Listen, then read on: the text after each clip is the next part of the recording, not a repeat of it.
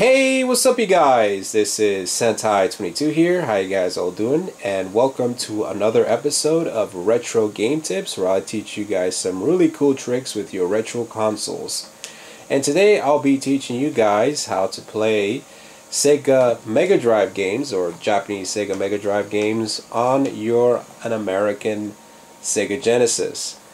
Now, there have been third-party converters throughout the years, but unfortunately those are getting very rare to find.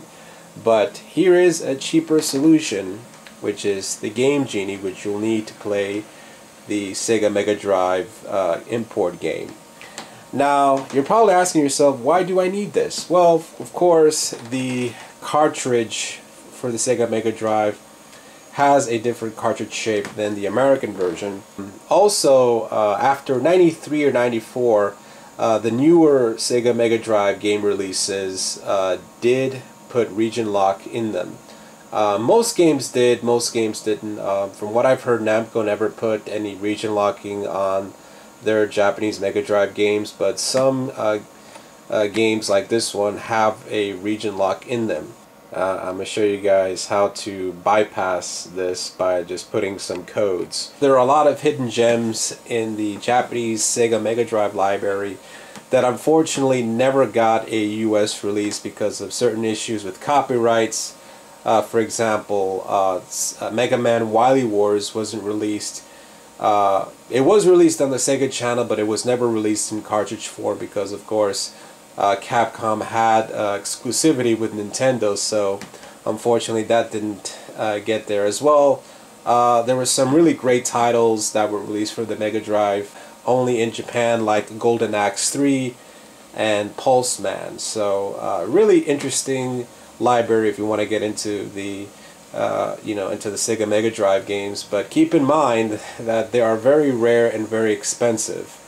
So, for example, the Sailor Moon game, which I was lucky enough to find in the box with the instruction manual, cost me around 60 bucks. Usually these go up for like 80. Okay, so I'm going to start the system right now, so here we go. Alright, now I have everything hooked up. As you can see, my TV's on, and on the Sega Genesis side of things, everything is in place. And here is what the Sega Mega Drive cartridges look like. As you can see, they have these grooves that prevent you from playing Sega Mega Drive games on your Sega Genesis. Now, for those of you wondering, yes, I am going to do a review on the Sega Mega Drive version, just like I did with the Super Famicom version, so be on the lookout for that.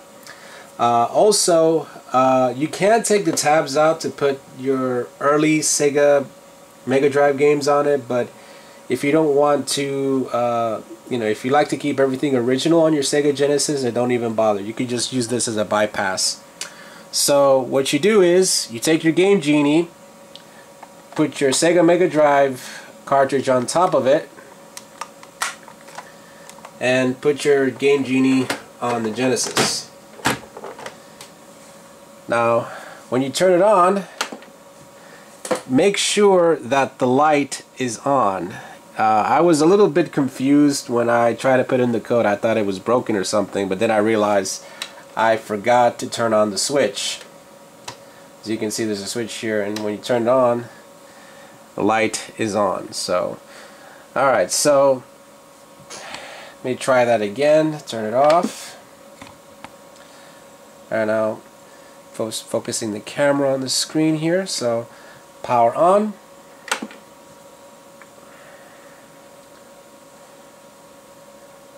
Now, in the beginning, there were a lot of the early Sega Mega Drive games did let you play games just straight out without using any codes.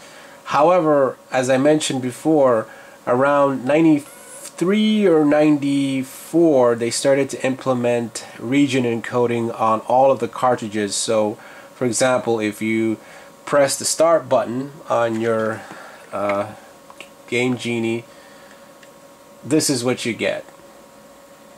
Warning, software is authorized only in Japan.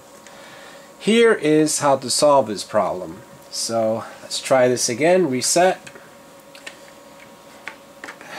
take your codes, which I have right here. You can check in the link in the description below. There's a lot of codes. There's a lot of region codes that you can get from a particular Sega Mega Drive game. So check that out. It's in the link in the description below. So you put the region code, which is A,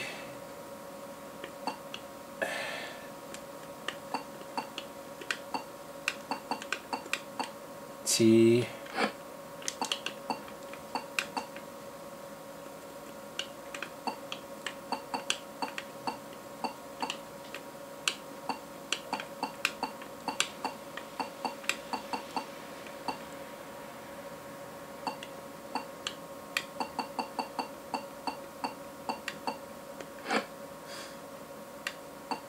Y, A,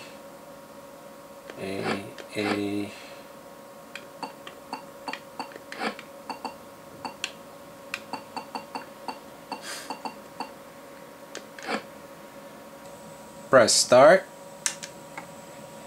Just wait a few seconds. And now you can play your Sega Mega Drive games on your Sega Genesis.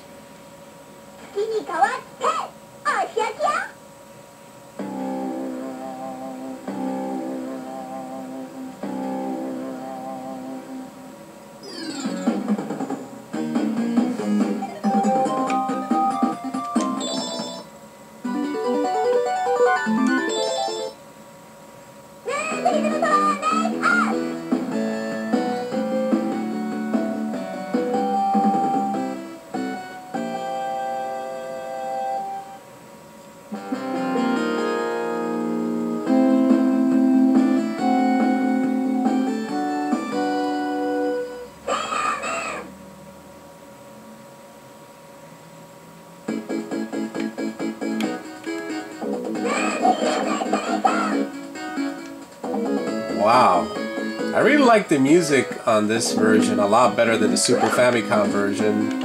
I don't know, maybe because I grew up with the Sega Genesis and, you know, the music is so familiar to me.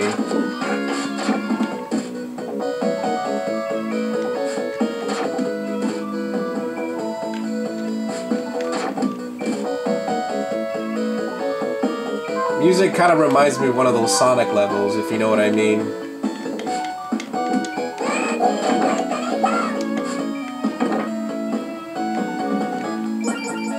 Also, the textures look a lot better too as well, which is awesome.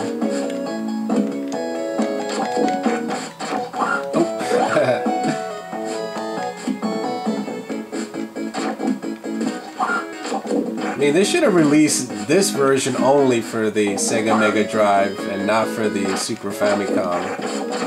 But then again, it wouldn't be fair to the Super Famicom fans, now would it?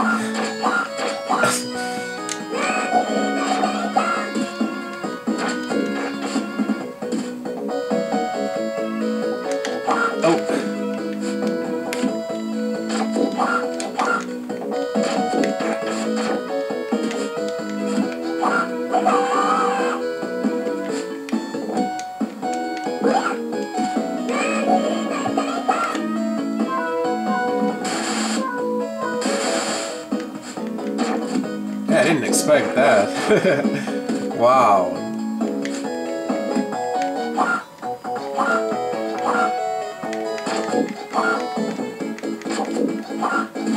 Alright, that's enough of that. I'll do a review, like I said, later on.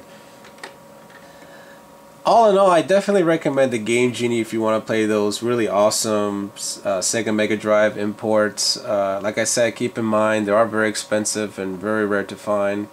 I mean, if you're just curious, it's worth the money.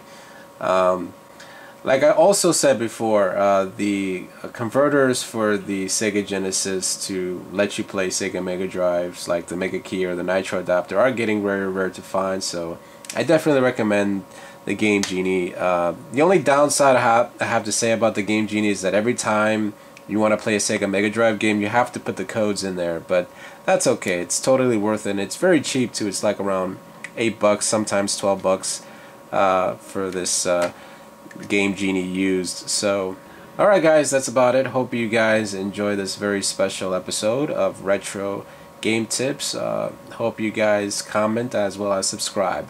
This is Sentai 22 and thanks for watching.